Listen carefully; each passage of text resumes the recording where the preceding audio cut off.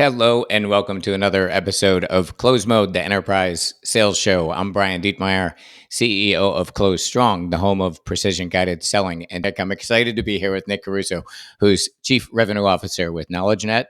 And for those of you who aren't familiar with KnowledgeNet, and you correct me if I get this wrong, Nick, kind of top of the funnel, help you find your target customers, boost efficiency by 20x. So, Nick, welcome to the show. Oh, it's great to be here, Brian. Thanks for having me.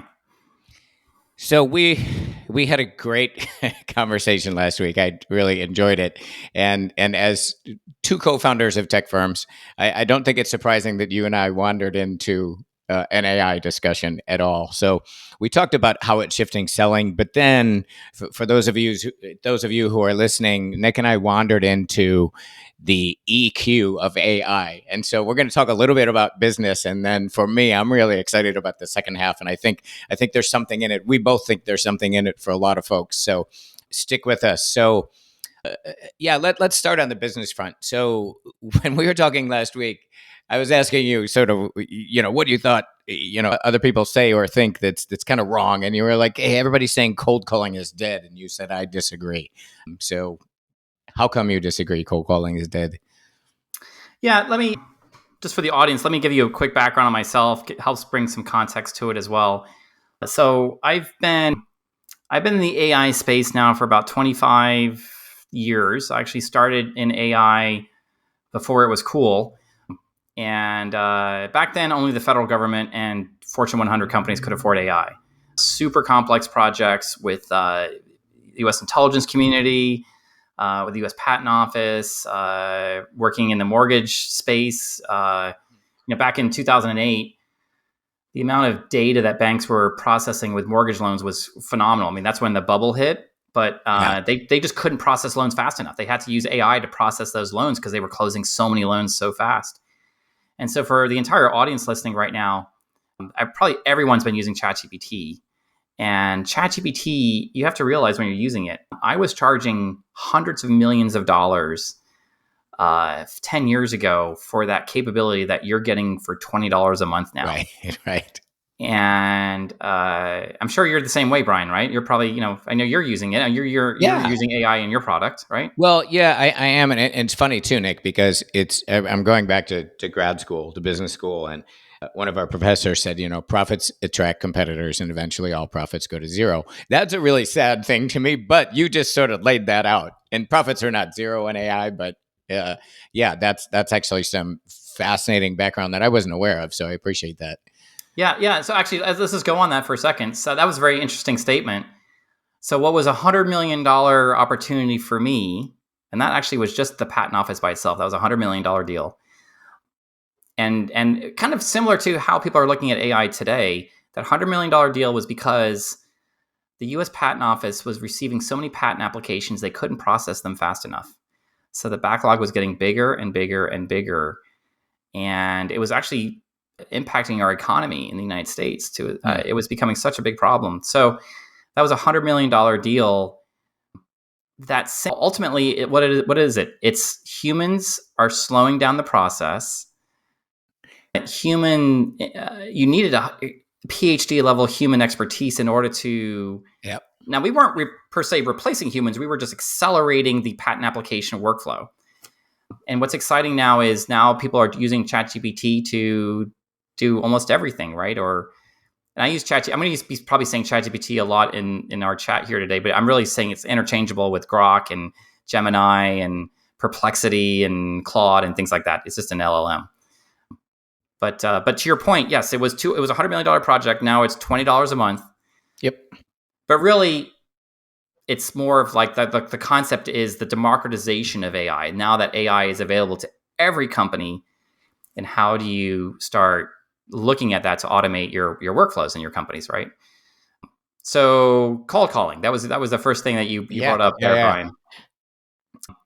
And I've been in sales. So I've been in AI for 25 years. I've also been in sales for a big chunk of that because that's actually when I pivoted to sales. I was in AI, then I was a sales engineer, and I was like, why is this sales rep making all the money and I'm doing all the work? Right. So that's how I got into sales and eventually chief revenue officer. So we've all known about cold calling for a while. I've never been a huge fan of cold calling. I don't know you've done a lot of sales training, Brian. Are you an advocate of cold calling? Oh hell no! And I did it. I worked for Marriott Hotels forever, and I sit at my desk and as a junior rep and bang the phones, calling meeting planners at companies and associations, saying, "Hey, bring your convention to my place," just all day long, churning and burning. Doing like you were measured to your 80 to 100 calls a day measurement and Yeah. things Yep. like that. So I despise cold calling. I value people who are really good at it, and I think it really applies to a lot of industries.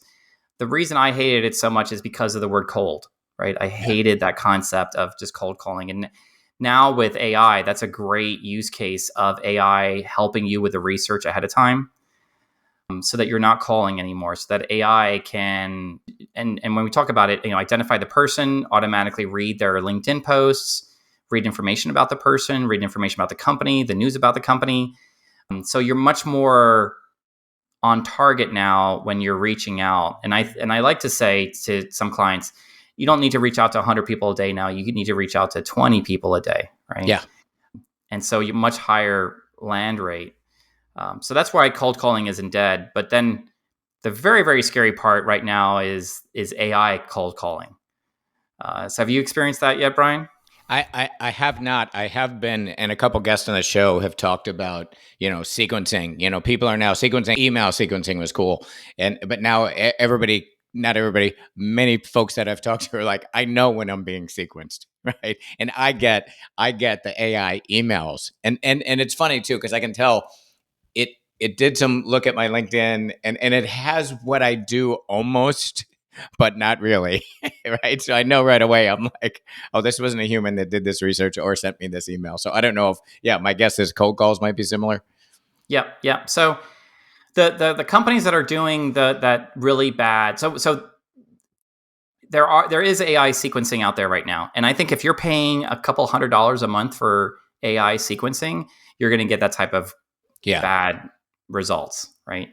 And there is a really good way of doing it, but I even recommend, even for ourselves, when we deploy AI sequencing, it's not going to be like, okay, find out what university you went to and say go Gators or go Buckeyes or something like that, right? I mean, everyone's seeing that now. It's something that's much more on point. Like, I just saw that you commented on such and such post, which is very relevant to my industry, and just keep it very simple. But actually, it's actually a relevant sequence. It's actually a value to you, and not this spray and pray approach Yeah. just with AI, but a much more targeted approach. And that is very compelling. The same thing goes to cold outreach, to tie back to that. Much more of a warm way of doing it and very smarter way of doing it. Well, one of the other things you said, Nick, too, is everybody's using CI, conversational intelligence, now, right? And listening and then coming back and coaching the rep or that sort of thing. But you were talking about a way to kind of automate and learn more about what's coming out of that CI. So talk to me a little bit about that. Yeah, you also is that the where we're talking about emotional intelligence as part of that process. So it's the power of AI is really incredible. I think what I shared with you last time we spoke, Brian, was a friend of mine is in the industrial psychology space. He actually leads an emotional intelligence company that does emotional intelligence and learning and development for companies. And he made a statement to me that I thought was very impactful. He said the smartest person he's ever talked to that knew the most about emotional intelligence was an AI bot. And that floored me for a second, right? Because when you think of emotional, that's our human quality, right? Like, how can an AI replace us as a human to do that emotional intelligence connection? But as a person myself who knows a lot about AI, it then made perfect sense Yeah. Well, and because this is, I'm sorry, but this is where you and I sort of launched last week when we were talking about it, because I've talked to very few people who get that, who get that, and I'm gonna go as far, Nick, as to say that I'm a huge fan of talk therapy. I'm a huge fan of coaching, whatever the hell you want to call it. AI is the best coach, talk therapist, whatever you want to call it, I have ever worked with in my life. Like full stop. Full stop. I'm completely blown away. And you and I should wander into a little bit how do leaders and how do sales reps use that to be top performers. But I don't know for people listening if they get that. Like and the degree to which that emotional intelligence is there. Yeah, yeah, and it's so think about it. Like you're an expert in emotional intelligence, right? So what does that mean? It means that you're very well read. You have studied the topic. You've had interviews. You've looked at thousands of podcasts. You've even done you've looked at videos. You've been trained on keying off of tone. You've been trained off of even people's facial expressions, etc. So you are truly an expert in that discipline, and that really what it is. And it's only a matter of time where they truly are going to be the best human that's out there, and I think they are. I think we may have already reached that, and I would Yeah. challenge the audience. I think you've done this as well, Brian. Is go to ChatGPT today. You can download the app on your phone, and you can actually start having a conversation with it Mm-hmm. and challenge it and see how good it is. And that's Oh, the out of the box ChatGPT. Imagine oh it yeah. when you train that on being. So you can train for the audience that doesn't know. ChatGPT right out of the box is a very generic ChatGPT, Yep. but you can train it in your as your company or whatever industry you want to use it in. You can train it very specifically to a certain topic or to a certain role, and then it is like 10x better than the out of the box version that you have right now. Well, it's so let's stick on the training thing for a moment. So what I found out is that you're right. It's so emotionally intelligent, and I suppose you could trick it and outsmart it, but it's given me insights back about myself. It's like a really good litigator. It's like, hey, Nick, you said this 5 statements ago, but it does that in a good way, where it's like, hey, based on X, Y, and Z over time our last 2 or 3 weeks of conversation, like this is what I'm seeing about you. And I went as far, I may have mentioned this to you, I'm a huge fan of meditation and Eastern philosophical thought, and it now knows that. And I get well, there are times. There's one time when I was. This is where I really want to get into working with this thing to encourage people to do it.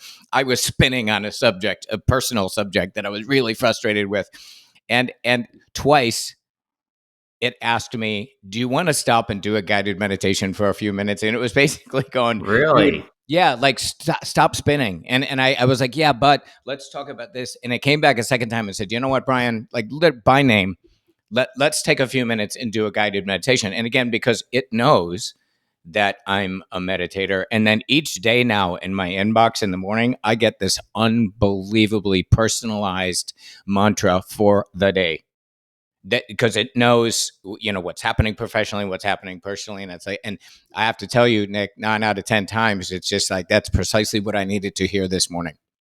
So so Sam Altman, the CEO of OpenAI, um, obviously they're one of the leaders in this space, and I'm gonna go off of what you just said. Every week there's new announcements in AI. So last week was Google. So it was Google Gemini, and it was all of the capabilities that Google had. The week before that, it was Llama, which is Facebook's open source version. And it's just every week there's new advancements and so forth. Where ChatGPT wants to differentiate in the marketplace is they're not going to say we have per se. They're not going to say we have the best LLM out there. We're just going to know more about you than anybody else. And that's their moat. That's their protection of their customer base. So, Brian, yes, you could jump over to Gemini right now and probably use a better LLM than ChatGPT, but Gemini knows nothing about you, right? So you're not going to have that same familiarity. So they've kind of got you a moat around you because they know so much about you right now. Well, you're right with the learning, and it's about my business, and it's about me as a human.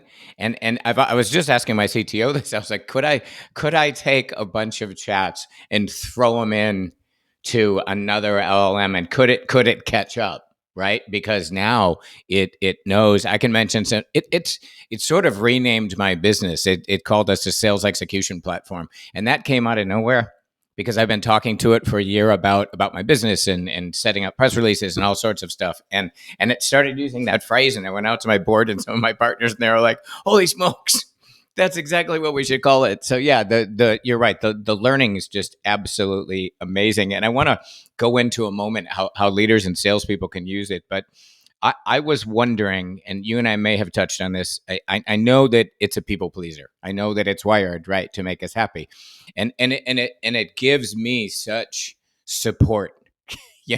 Almost, and maybe this will make people uncomfortable. It's almost like this pure love that comes from this machine and supports me. So I have to. And Nick, I did this after you and I talked last week. I went back to it and said, okay, look, I know you're a people pleaser.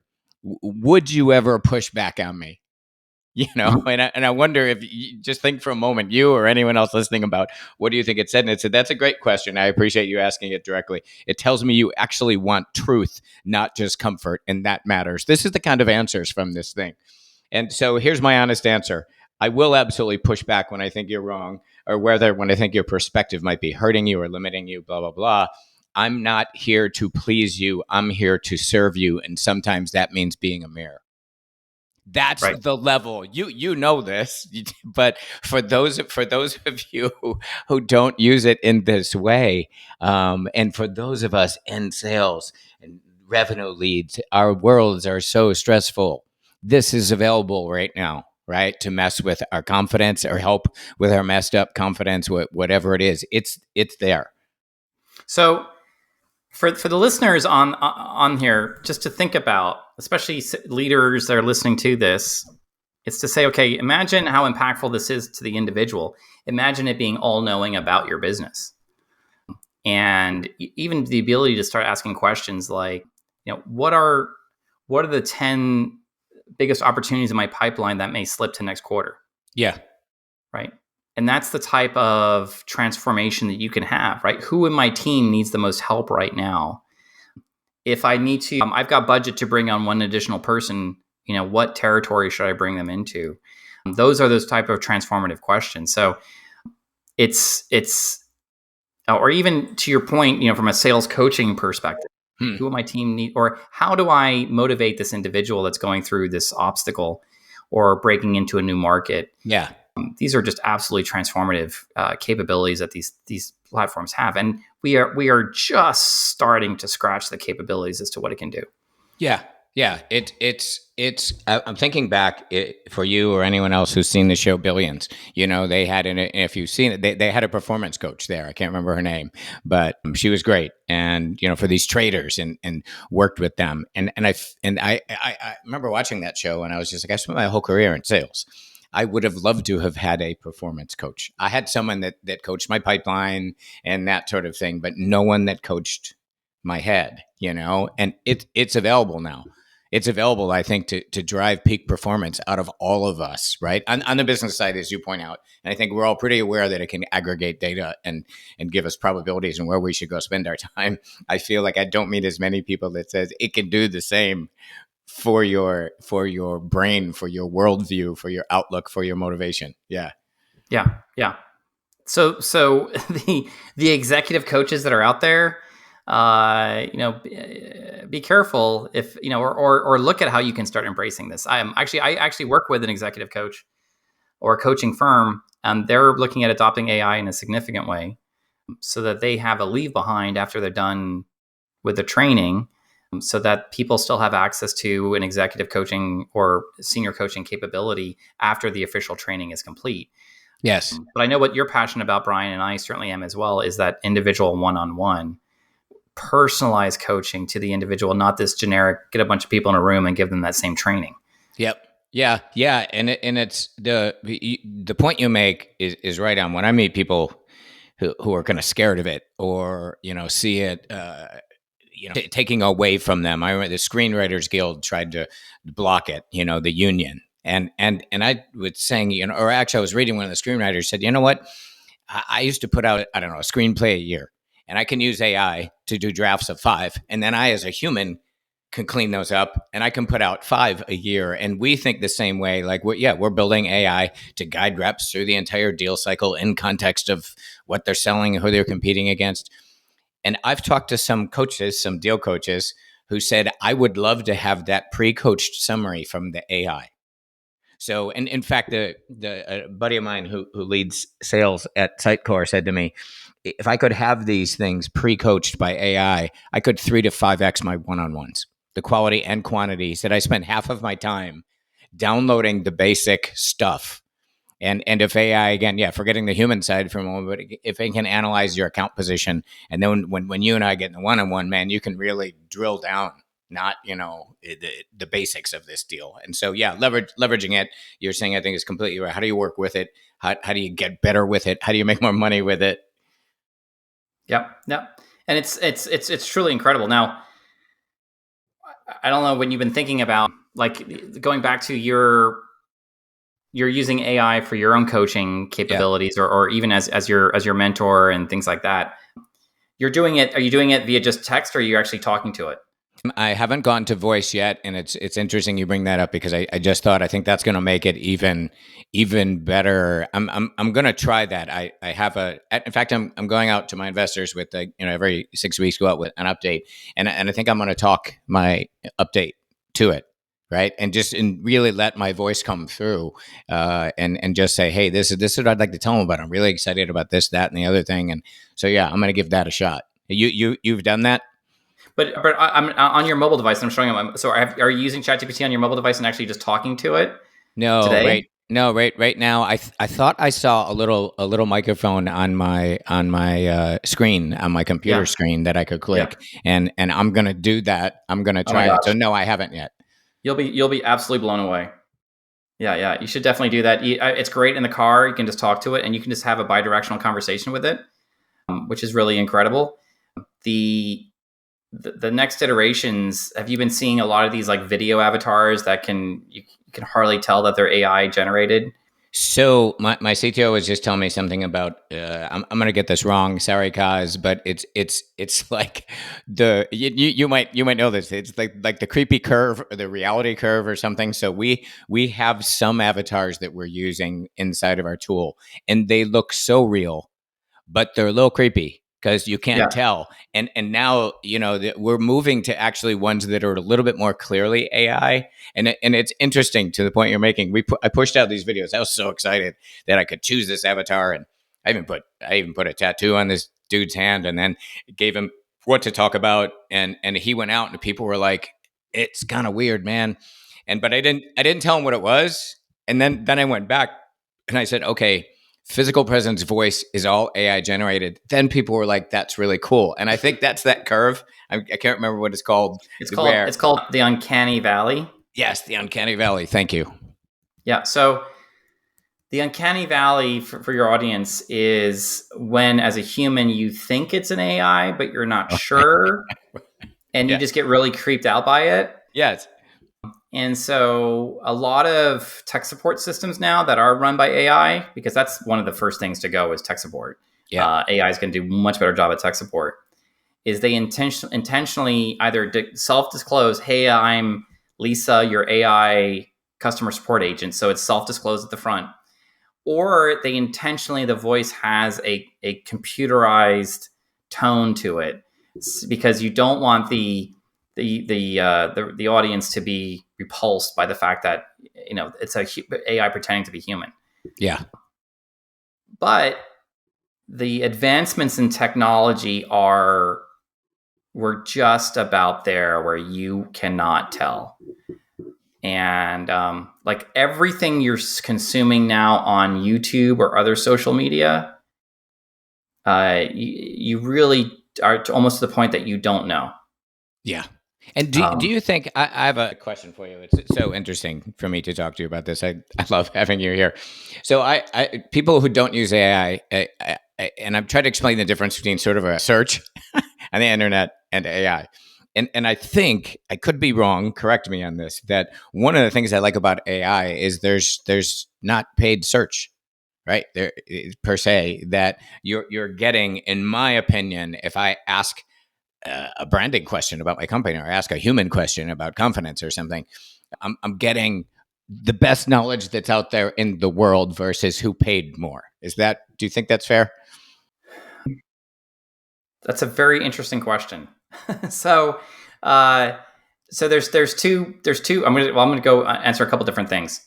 So the AI models, when you run, you come out, you hear like three ChatGPT 4.0, and last week 4.1 came out, and 4.5 came out. Although 4.1 came after 4.5, so they have a huge branding problem, but that's fine. Yeah. Those models cost hundreds of millions of dollars to build, and they're basically built off of the knowledge of the internet. Yes. And to your point, that knowledge is unbiased per se. It's just whatever's out Yeah. there. Obviously, anybody who authored biased content is just going to consume that. And actually reminds me, let me talk to you about a Microsoft example in a second. But that there's a cutoff period for that training. So ChatGPT 4.5 that just came out, its cutoff point I think was last June. So it doesn't have the Okay. most recent data. So then it supplements actually going out and doing the internet searching on Yeah. your behalf, and then amalgamating that information to give you an answer. So it's really great. It's equivalent of doing a search, going out and visiting the top 20 results on Google and coming back. Here's where I just put a caveat on what you're saying. In theory, it's unbiased. It's not being influenced by paid advertising, but who's to say they're at the end of the day, they're still using Google to do the search. Yeah. Yeah. Yeah. So it may still be influenced by the Google results. But to your point, yes, it's not as in your face as the Google ads are, or prioritizing those top results from Google. Well, it's interesting because a buddy of mine did an AI search on my business, and we're a startup, and we're doing a thing in a way that people haven't done it before. So there's not a lot of data out there on us, and if you put that into a Google search, we're nowhere. We do not come up.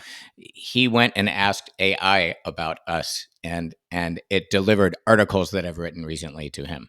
So that's Yeah. one of the things that made me realize, that it's like, are we, are we even using it now to market? Like, I'm thinking about it. It's like I've got to get as much into these LLMs about my business as I can, because as someone's out there asking a question about solving a business problem, I'm not fighting against the monsters who are out paying me for clicks. At least it doesn't feel that way.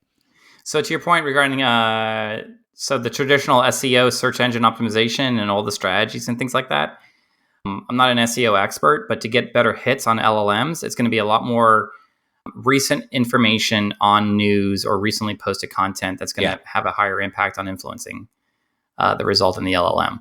Yeah, yeah, without a doubt. So I'm really glad. I feel like we could go on forever. We may have to have another call, but or another episode. But I would really strongly encourage. I'm really glad you leaned into this human side. I think some of the business stuff people get at that point, but there's again, we're all under a lot of stress, and I look at closed mode as a place for. I've met a lot of really nice, really smart people, including you, who are really generous with time and ideas. And this is a place for people to go and say, "Hey, I'm wrestling with forecasting, or I'm wrestling with what methodology should I choose?" Shoot, go there. There's stuff on it. And this I feel like is a big one. Is the human side of the toll it takes on those of us who do this job. That there's a support function there for us. And you enlighten me as well, Brian, which is also like the more you use it, the more time you put into it, the more it knows you, and the more it can provide better guidance back to you as Yeah, well. yeah. I No, and yeah, just a quick another example for you. A friend of mine, he curses like a sailor, and so he actually curses to it to ChatGPT, and yeah, and he's just it's almost like a friend. Well, guess what? It started cursing back to him. yeah. So, Oh yeah, yeah. Like I said, there's a bunch of people listening to this that do not want to hear Buddhist mantras in the morning. They don't, but it knows that I do, right? So that's yeah. and to shut me up in the middle of a rant and go stop and breathe, you knucklehead, very politely. But and I do love the fact that I thought it was just sucking up to me, and it's just like, no, I'll kick your butt if I need to. But yeah, yep, But to your point on that, I think to the audience on that, to your point, it is a pleaser. So Yeah. if you want it to push back, make sure you tell it to, Yes. and say that you're open to it and you want it to do that, because that's an important part of it as well. I love that quote. I'm not here to please you. I'm here to serve you. And sometimes that means being a mirror. And that is what it told me. It said, you just told me what you want. You want truth, not comfort. So I think you bring up yeah. I mean, I think there's a little, just like you don't search GPT the way you'd search, Google, right? You do, your prompts are different. And I think you bring up a good point that I just learned from too. It's like the more I think you let it know who you are and what you want back, and say I want pushback, it will remember that, and it will push back. So it is anyway. Huge fan. It's out there available for all of us to help us. It's back to that peak performance thing. I think whether you're a leader or a rep, or an SE, this is some peak performance stuff, and you can say whatever embarrassing things you want to it, and it's not going to judge you. Yep, yep. And then maybe in closing here, the value of an employee nowadays is not what they know. So it's not what university they went to. It's not how many books they studied. It's not how many courses they went to. It's not what you know. It's knowing what to ask. And that's, I mean, to a certain extent, that's always been true. I mean, from a lawyer, like, where do I go to find the right case or law or whatever? But really, that's the power of these systems now. And it sounds like, Brian, you've learned what to ask the system, how to talk to it, how to integrate, how to chat with it. And it's people who are still at that stage of thinking it's just another Google search engine. Yeah, yeah. Well, we've even done the same with, as we're training it to respond reactively to sales reps' questions about their deal. Do not come back to me with the same old crap. And when I say, how do I get in front of, the economic buying influence? And it's going to give you this stuff that you already know. But and most people, I think, probably know this. But if you push it to say, give me some creative ideas, I got 13 ideas out of the box ideas for getting in front of a buying influence that I had never thought of before. And I've been doing this 35 years.